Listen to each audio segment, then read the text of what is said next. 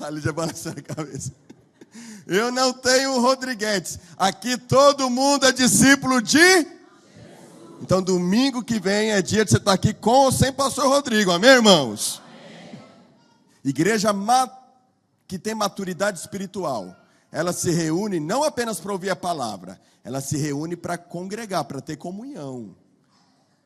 Se para você não tem sido importante a comunhão, alguma coisa está errada na sua maturidade espiritual. Fecha a bronquinha do pastor. Não tenho Rodriguetes. Gálatas capítulo 2, versículo 11. Quando, porém, Cefas veio a Antioquia, resisti-lhe face a face, porque havia se tornado repreensível. De fato, antes de chegarem alguns da parte de Tiago, ele comia com gentios. Quando, porém, chegaram, começou a afastar-se e, por fim, separou-se, temendo os da circuncisão. E também os demais judeus se fizeram hipócritas juntamente com ele, a ponto de o próprio Barnabé ter se deixado levar pela hipocrisia deles. Quando, porém, vi que não procediam corretamente segundo a verdade do Evangelho, eu disse a Cefas na presença de todos: se você que é judeu vive como gentio e não como judeu, por que quer obrigar os gentios a viverem como judeus? Pai, obrigado pela porção da tua palavra. O vaso é de barro, mas a excelência do poder é do Senhor. Fala conosco, por Cristo Jesus, o teu Filho. Amém. Fala igual o pastor Marlon. Amém. Nós estamos numa série de mensagens sozinho? Não. E hoje nós vamos trabalhar sobre resolver conflitos. Resolver conflitos. Você tem conflito com alguém? Dá choque com alguém de vez em quando? Eu e André, às vezes dá choque. Às vezes dá choque, eu dou choque com a minha equipe. Dá choque comigo, eu dou choque com o Giba. Dá choque com a Lídia. Pastor Fabiano, eu nunca tive choque com ele, né? Esse homem é muito santo. Pastor Adriano, faz anos que a gente não tem um choque, né? Sozinho não, resolvendo os conflitos. Se você é casado, você já está em conflito. Não é não? Se você tem filho adolescente, tem conflito. Não, né, Gigi? Não tem, né?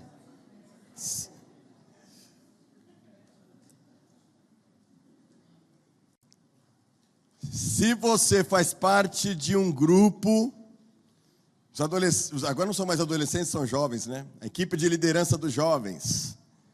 Não tem conflito entre eles, são tudo santo, né? Né, Caio? Irmãos, conflito existe desde que Adão pecou, desobedeceu a Deus. O conflito começou dentro da casa dele, por exemplo, Caim e Abel. Caim matou Abel. Desde que o mundo é mundo, depois da queda, conflitos são uma realidade constante na vida do ser humano. A carta que nós lemos aqui, a carta de Paulo aos Gálatas, é uma carta que tem como tema central chamar a atenção de que a graça de Deus se manifestou e que a gente não deve viver mais sobre o jugo da lei. E o apóstolo Paulo, ele está combatendo todo o ensinamento herético, porque os judaizantes queriam misturar a lei com a graça. E aí no capítulo 3, ele fala: ó, insensatos Gálatas, quem foi que vos fascinou, levando vocês a quererem viver pela lei? Afinal de contas, vocês se converteram pela prática da lei ou pela pregação da fé? Tendo começado agora uma vida pela fé, vocês querem aperfeiçoá-la pela lei? E nesse balaio aqui, nessa confusão que estava em Gálatas, ele faz questão de mencionar o nome de Cefas, que na verdade Cefas é Pedro. Sabe o Pedro? Tem uma treta aqui, irmãos. Talvez, eu diga assim, penso que é uma das passagens mais constrangedoras da Bíblia. Uma das passagens mais polêmicas. Não por um ensino doutrinário, mas por ver dois grandes, gigantes da história da igreja, mostrando aqui um conflito numa carta, Quer dizer, Paulo não esconde o problema. Paulo traz à tona, traz à luz o conflito, a dificuldade. Como a gente diz numa linguagem atual, a treta foi grande e a coisa foi feia. Entre Paulo e Pedro. Então, o que eu quero também destacar inicialmente é que, a princípio, o que a gente tem aqui não é uma briga de questões pessoais, de opiniões, meramente de achismos, mas é uma treta que envolve a questão doutrinária, que pode ali definir o rumo do ensino doutrinário da igreja. Ali a igreja poderia simplesmente ter um cisma já no seu nascimento. Aqueles que iriam seguir Paulo com o evangelho da graça e aqueles que iriam seguir Pedro com um pseudo-evangelho, um evangelho que mistura lei com graça, mais lei que graça. Paulo não está tentando se promover e colocar Pedro em xeque. Ele quer salvar a igreja. Ele quer salvar a igreja dos ensinos heréticos. Ele quer salvar a igreja. E aqui a questão é muito grave. Mas é importante a gente pensar, por exemplo, o que está acontecendo aqui. No versículo 12, diz que Pedro, olha só o que diz. De fato, versículo 12. De fato, antes de chegarem alguns da parte de Tiago, quem são esses judaizantes, que queriam viver na prática da lei, levar os cristãos a entenderem que teria que guardar os mandamentos, guardar o sábado, que teria que seguir todos os rituais judaicos, que o evangelho da graça não era suficiente. Então, olha como Pedro ele é dissimulado. De fato, antes de chegar alguns da parte de Tiago, ele, Pedro, comia com os gentios. Quem são os gentios? Os não judeus. Você é judeu? Eu não sou judeu, então nós somos gentios. Está entendendo? Todo que não nasceu em Israel é gentil. Então, ele comia com os gentios, ou seja, com os não-judeus. Quando, porém, chegaram, os da parte de Tiago, os judeus, começou a se afastar dos gentios. Começou a se afastar, fazer ali uma segregação étnica, racial. E aí, por fim, se separou. Se esse pessoal vir eu comendo com os gentios, o que eles vão pensar a respeito de mim? O que vai acontecer?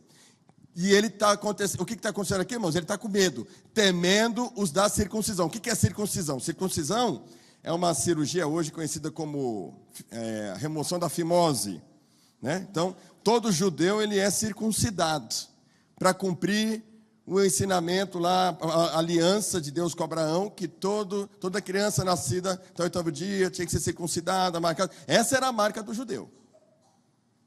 Então ele pensa assim, eu não vou ficar perto de quem é incircunciso, eu não vou ficar perto dos gentios, porque os da circuncisão, quer dizer, os judeus, os que querem viver na prática da lei, o que eles vão pensar a respeito de mim? E ele então faz essa segregação.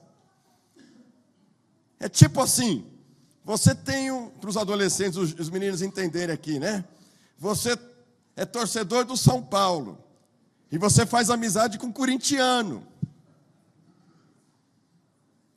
Aí, você temendo que os são paulinos da Independente vejam que você tem amigo corintiano, e os dois cada um com a sua camiseta, eles resolvem fazer o seguinte, está chegando a torcida da Independente, é melhor sair de perto dos corintianos. É mais ou menos isso que está acontecendo. Essa segregação por temer opiniões. Então Pedro, irmãos, conforme diz o texto, Pedro ele tinha um hábito de comer com gentios. E inicialmente ele acolhe os gentios e come com eles. O evangelho é aberto para os gentios. Aliás, Pedro, que antes era resistente que o evangelho chegasse aos gentios, ele tem uma visão. Lembra de Cornélio? Lembra que ele tem uma visão que desce um lençol com animais considerados impuros, e aí o Senhor fala, coma, e ele fala, não posso comer porque é impuro, e aí Deus fala, não declare impuro aquilo que purifiquei. Ou seja, Pedro, acabou, não tem mais separação entre grego não tem mais separação entre gentil e judeu. Dessa separação, diz Efésios capítulo 2, Paulo deixa isso muito claro, não há mais separação, não é mais um povo só escolhido. Agora todos que são em Cristo é Israel de Deus, é povo de Deus. Não tem mais essa separação. Mas covardemente Pedro vai se afastar dos gentios. E Pedro, irmãos, ele vai dar um mau exemplo de liderança. Versículo 13 diz: e também os demais judeus, porque afinal de contas o líder, que é Pedro, segue o líder, não é não? Segue o líder. Vamos pensar. Pedro, ele era o líder da igreja. Ele não era qualquer um. Quando você lê os evangelhos, ele tem primazia. Mateus faz questão de relatar quando Jesus vai comissionar os discípulos e vai chamá-los de apóstolo, primeiro Pedro. Quando Pedro nega Jesus, Jesus ressuscita, Marcos faz questão de frisar, vai aos discípulos e a Pedro. Quer dizer, Pedro tinha um destaque, Pedro tinha uma primazia em termos de liderança, ele era alguém importante para a igreja, para os apóstolos. Ele não era qualquer pessoa, ele não era qualquer um. Então você imagina o líder da igreja, o líder que deveria ser o exemplo, ensinar o evangelho e ser o primeiro a estar entre os gentios. E quebrando essa barreira, essa separação entre judeu e gentil, porque o evangelho quebrou essa barreira, o líder vai dar um péssimo exemplo. Já pensou você ter um líder que faz segregação, não dá exemplo? Hernandes Dias Lopes, um pastor presbiteriano, ele diz algo sobre o pecado do líder. Precisamos estar atentos para o fato de que, se a vida do líder é a vida da sua liderança, os pecados do líder são os mestres do pecado. Os pecados do líder são mais graves, mais hipócritas e mais danosos do que o pecado das demais pessoas. São mais graves porque o líder peca com maior conhecimento. São mais hipócritas porque o líder condena o pecado dos outros, mas pratica os mesmos pecados que os condena. São mais danosos porque quando o líder tropeça, mais pessoas são influenciadas pelo seu fracasso. Ou seja, o líder Pedro se afastou, segregou e trouxe uma galera com ele. A igreja está correndo um risco ali no primeiro século, de divisão, de separação total. O que está em jogo aqui, irmãos? O evangelho da graça. É isso que está em jogo aqui. E Pedro, ele não está apenas colocando em perigo a sua reputação, mas ele está colocando em perigo a mensagem, está colocando em perigo a doutrina. E o apóstolo Paulo, então, sabendo que o evangelho de Deus é o evangelho da graça, que a gente agora não vai ter mais práticas judaizantes, não vai praticar a lei, as leis cerimoniais, ele vai chegar junto de Pedro, e a gente vai ter aqui essa exposição. E isso traz para nós, já que a gente está falando de sozinho, não, isso traz para nós algumas lições preciosas sobre relacionamento. Porque quando a gente tem conflito com as pessoas, qual é a nossa tendência? Nos separar das pessoas, não querer estar junto delas, aliás, até mudar de ambiente, até mudar de igreja, porque a gente tem conflito, está em crise com as pessoas. Você tem problema com alguém aqui na igreja? Tem algum conflito com alguém aqui?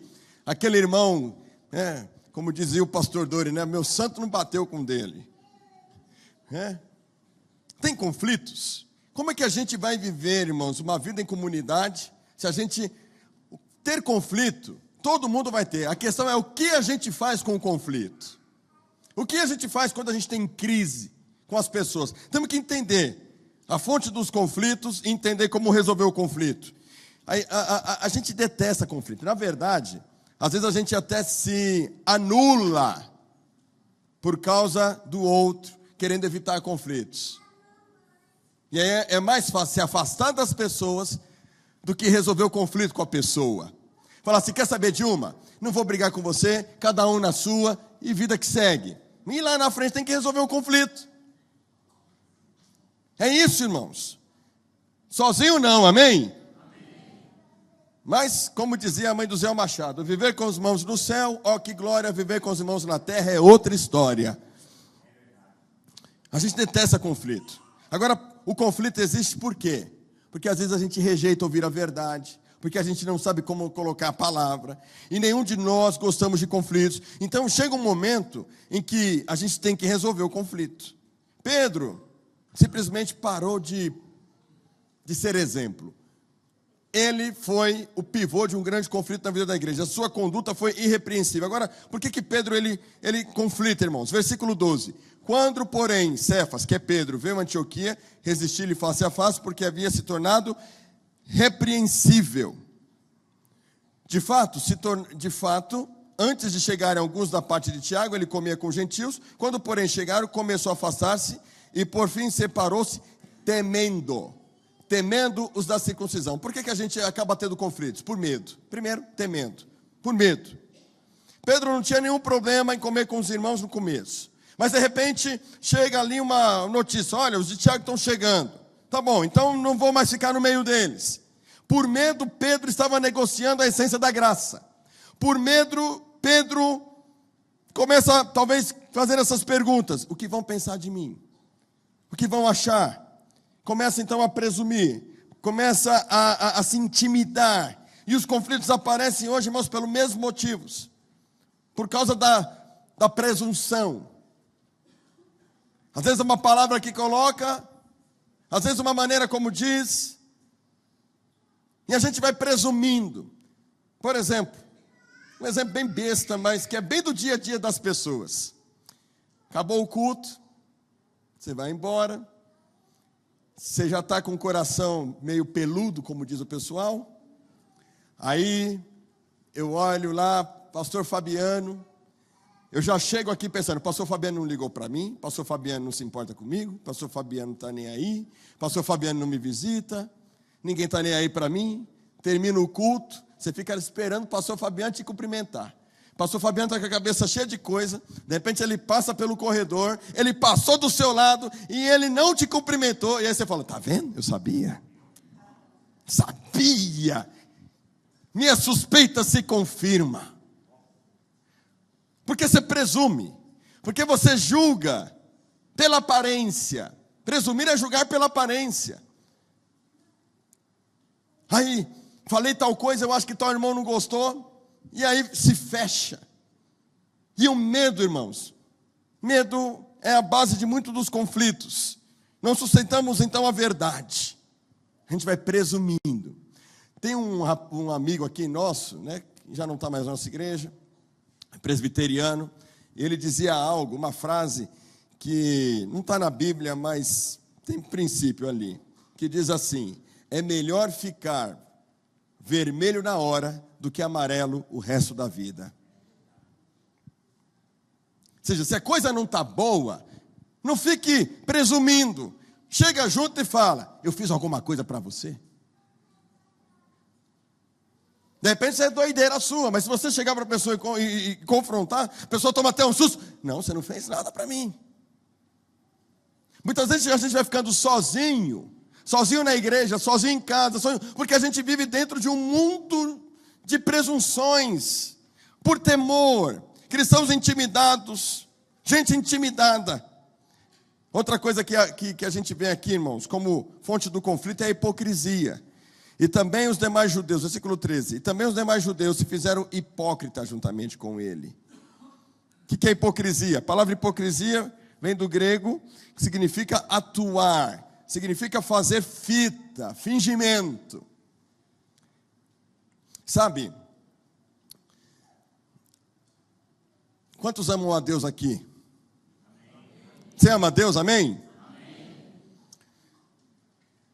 Às vezes a gente vai quebrando os nossos relacionamentos, mesmo declarando que a gente ama a Deus. Certa feita, um homem muito usado, cometeu um crime horrendo. E ele foi para a cadeia.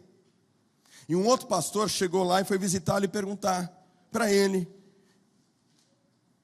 E a pergunta que o pastor fez para ele foi a seguinte: meu irmão, quando foi que você decidiu não amar mais a Deus? E ele disse, o pastor que estava preso, mas eu amo a Deus. Não, eu vou perguntar de novo. Quando foi que você decidiu não amar mais a Deus? E ele falou, não, mas eu amo a Deus. Então me explica, por que você está preso então, se você ama a Deus? E ele disse, sabe por quê? Porque embora eu ame a Deus, eu perdi o temor de Deus. A gente pode amar a Deus, mas a gente pode perder o temor de Deus. A gente pode amar a Deus, mas a gente perde o temor que leva a gente a obedecer a palavra de Deus. Porque ser discípulo de Jesus, cultivar relacionamentos saudáveis, caminhar uma vida cristã saudável, irmãos, não é simplesmente dizer que você é crente, que você lê a Bíblia, que você vem para a igreja, ora e levanta a mão. Essa verdade que a gente prega, a verdade que Pedro estava pregando, quando a verdade que a gente ensina, ela não é aplicada, então o amor sem temor nos leva a cometer pecados. E a gente começa a achar que é normal ser cristão, vir para o culto, levantar a mão e cantar, e não ter relacionamento saudável com os nossos irmãos. Não adianta conhecer a verdade se a verdade não é aplicada. A verdade só se torna vida quando ela é aplicada na vida.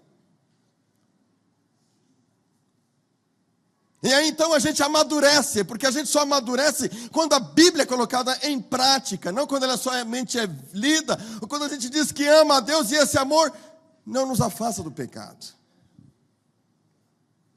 da falta de perdão. E aí a gente começa a viver a hipocrisia. Hipocrisia é quando a gente atua de maneira dissimulada, não está clara a sua posição em público, mas em particular a postura é outra. Hipocrisia é quando a gente passa a ter duas caras, e duas caras com Deus, duas caras com as pessoas, e aí os conflitos se estabelecem, com Deus, com você e com as pessoas. Muitas vezes, irmãos, a hipocrisia faz as pessoas criticarem a igreja e saírem da igreja. E quando eu falo da igreja, eu estou falando de Vila Moraes, não estou falando da igreja. As pessoas criticam a igreja de Cristo. Irmão, se tem uma noiva que é a mais vilipendiada, vou dizer um termo pesado, até estuprada, é a igreja. Deixa eu te falar uma coisa. A igreja, ela é a noiva de Cristo. Você falar mal da igreja, o que você acha, Alan, de eu falar mal da tua mulher? O bagulho vai ficar louco, não vai? O que você acha, pastor Mauro, eu começar a falar mal da Sâmia? Você acha, Caio, eu começar a falar mal da Duda e sair espalhando para todo mundo o que eu penso da Duda? O que você ia sentir? Todo mundo valente nessa igreja, né? Que coisa, rapaz. O que nos faz pensar que falar mal da noiva de Cristo, Cristo não fica bravo? A igreja é a sua noiva. O seu irmão que está do seu lado é corpo de Cristo com você. Então nós temos que resolver as nossas diferenças, irmãos. Coloca para nós Colossenses capítulo 3, versículo 12 e 13. Não está no texto aí, mas está na minha cabeça aqui. Colossenses, olha só, vamos ler todos juntos. 1, 2, 3. Portanto, eleitos de Deus, santos e amados, revistam-se de profunda compaixão, de bondade, de humildade, de mansidão, de paciência, suportem-se uns aos outros e, caso alguém tenha motivo de queixa contra outra pessoa, assim como o Senhor perdoou vocês, perdoe também uns aos outros. Isso é ser crente. É aplicar a verdade. Por que é tão difícil perdoar, pastor? Porque a ferida está aberta. Como é que você trata a ferida? Quando você arranca o toco do dedo, você vai meter metiolate. Essa galera aqui nem sabe o que é metiolate, mas você lembra do metiolate?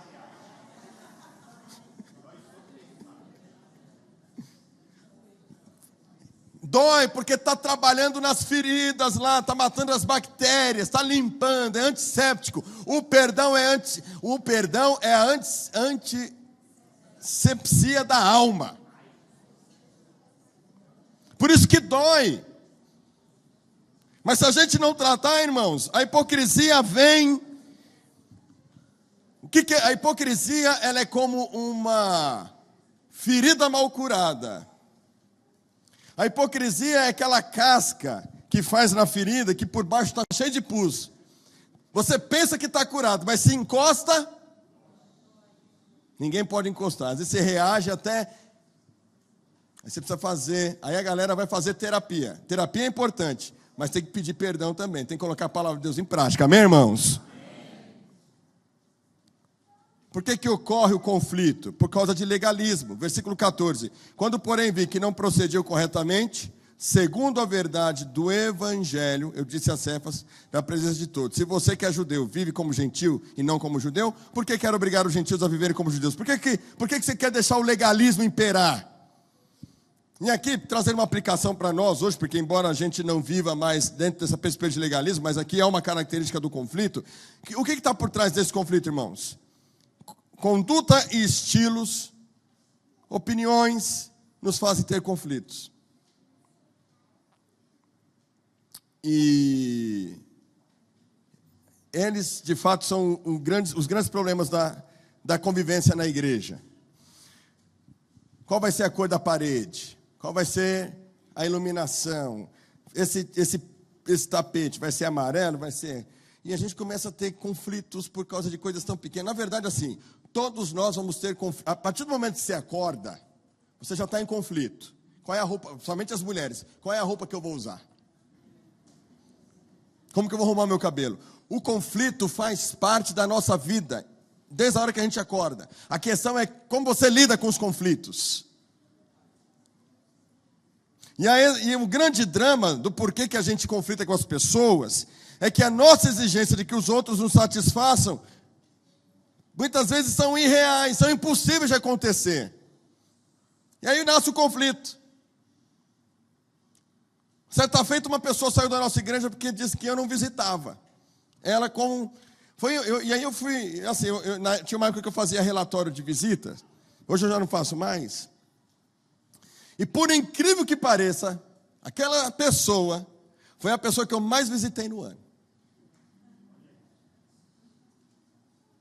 Aí eu acho que a pessoa acostumou ter o pastor na casa dela, acho que todo mês, às vezes até quinzenalmente. Quando passou 2 meses sem ir, o pastor não visita mais, vou sair da igreja. O papel do pastor não é ser um visitador. O pastor não é capelão. Mas aí a gente vai criando opiniões e vai criando conflitos dentro da nossa alma, irmãos, com relação à vida da igreja. Opiniões pessoais sobre o que deve ser e o que não deve ser na igreja. Eu não gosto de célula. Eu gosto de célula. Eu não vou. Eu vou. Não gosto de pequeno grupo. Irmão, a igreja... Vou repetir o que eu falei um tempo atrás aqui. A igreja, ela é de Deus para as pessoas. Mas ela é para ser uma comunidade que reflete a imagem de Cristo na sociedade. E ela só é igreja quando a gente vive em comunidade. Então, se você quer caminhar sozinho, digo para você, essa não é a melhor igreja para você. Porque o pastor vai pegar no seu pé. Os pastores, meu irmão, queremos você num pequeno grupo. Queremos você tendo relacionamento. E por que dá conflito? Porque está tendo relacionamento. Tem gente que fala assim, eu não vou participar de nada porque eu não quero ter confusão como eu tive na outra igreja. Está errado, meu irmão, tem que amadurecer. Tem que ser curado. Tem que deixar Jesus trabalhar no seu caráter, porque senão você vai ficar pulando de galho em galho, procurando uma igreja, vivendo aquele anonimato. Tem que resolver os conflitos, tem que talvez entender a origem desses conflitos e pôr para fora. Posso entender a palavra, irmãos? Sozinho? Não. Como resolve o conflito então, pastor? Versículo 11. Quando, porém, Pedro veio a Antioquia, resisti-lhe face a face, porque havia se tornado repreensível. Como se resolve o conflito, pastor? Primeiro, se resolve conflito com confronto. Confronto. Confrontar é de Deus. Confrontar é necessário para resolver o conflito. Só que confrontar, as pessoas pensam que confrontar é carnal, é errado. Na verdade, o que é carnal é errado é afrontar. Você pode confrontar sem afrontar. Chegar para a pessoa e falar, eu estou com um problema com você. Eu aprendi uma coisa, para eu resolver o conflito, se eu quero resolver um conflito de verdade, eu tenho que baixar a guarda, eu não tenho que apontar o que a pessoa simplesmente fez de errado, eu tenho... expor os meus sentimentos, aliás, corrigir. Eu tenho que apontar os fatos e não os meus sentimentos de cara. Porque se eu chego para o pastor Adriano, você que me acabou, você me feriu, você... De duas uma, ele vai olhar para mim, se ele estiver com bom de espírito, ele vai me ouvir e vai falar o que aconteceu. Ou então se ele estiver azedo também, aí pronto, meu irmão. Aí já não é mais é uma guerra declarada. Quantos querem ser crentes de verdade aqui, irmãos? Crentes maduros. Confrontar. Quem que você precisa confrontar? Com quem que você está com conflito? Sozinho? Confrontar. Pedro não esconde. Resistir-lhe face a face. Quer dizer, não olhei na cara dele. Tem que resolver. Pedro tem que saber que o que ele fez foi errado. É repreensível. Se a pessoa está fazendo algo de errado, se as coisas não estão boas nos relacionamentos. Se tem uma coisa que eu sou bom, irmãos, hoje, é de querer resolver conflito.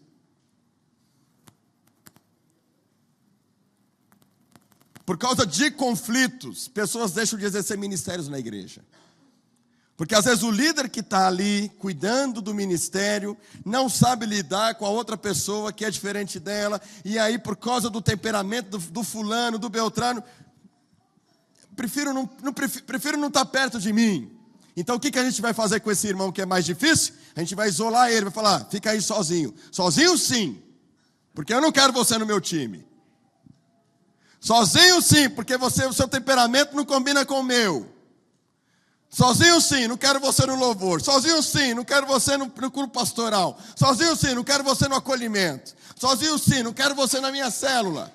Sozinho sim, você não vai na multimídia. Eu não quero você. Irmãos, igreja saudável é a igreja onde a gente aprende a conviver com as nossas diferenças. Porque as nossas semelhanças, dizia o pastor Saulo, as nossas semelhanças são maiores do que as nossas diferenças. Sozinho?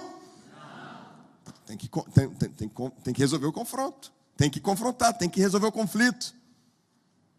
Não pode deixar ninguém pelo caminho. Mas... primeiro precisa levar a pessoa a entender, opa, vamos resolver esse conflito aqui. Se a coisa não está boa, meu irmão, tem que resolver o conflito. Aliás, a Bíblia diz isso, né? Mateus capítulo 18. Que se o teu irmão, ele tem alguma coisa contra você, diz lá no Sermão da Montanha, né? Aliás, deixa a sua oferta no altar, vai até lá e se reconcilie com ele. Se não resolver, aí estão os conselhos aí, Mateus.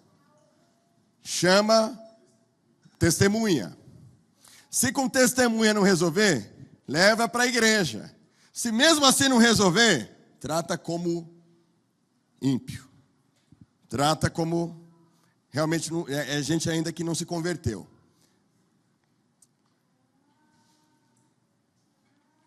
Temos que resolver os nossos conflitos. Amém, irmãos? Com quem que você precisa resolver seus conflitos aí? Como que a gente resolve os conflitos? Versículo 15.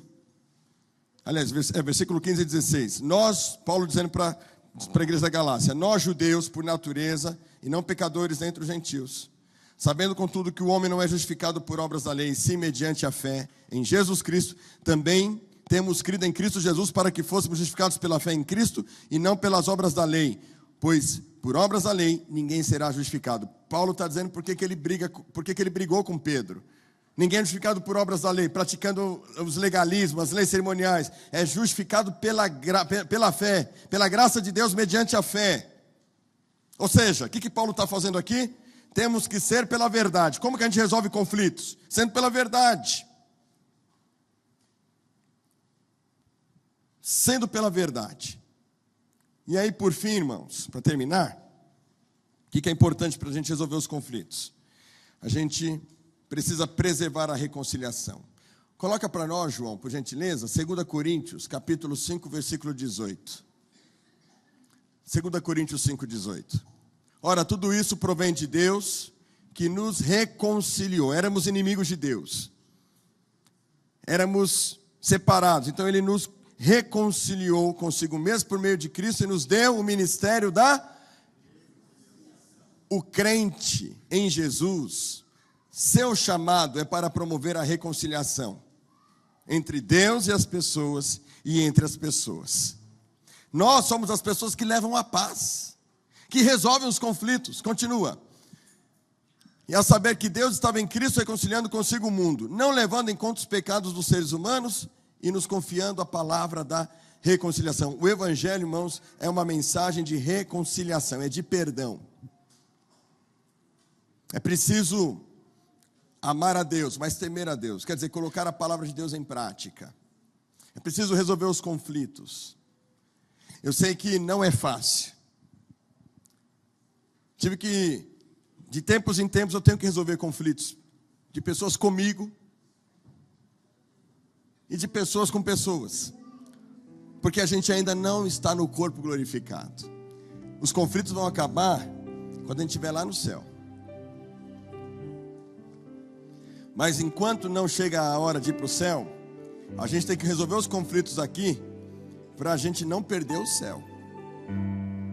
Porque Jesus deixou muito claro: se vocês não perdoarem as ofensas uns dos outros, tampouco o vosso Pai Celestial vos perdoará as vossas ofensas. Ou seja, só entra no céu quem vive o Evangelho.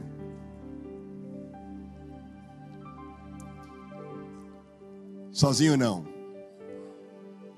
Não deixe ninguém pelo caminho. Jovem é bom para ter conflito, né? Vamos pensar nas pessoas que vocês tiveram conflitos, que não estão aqui. Será que não está na hora da gente correr atrás delas? E reconciliar? Tenho pensado, irmãos, aqui na nossa igreja, como no bairro, sabe? 52 anos nesse bairro. Eu fico pensando que talvez há pessoas aqui no bairro que têm uma mágoa dessa igreja.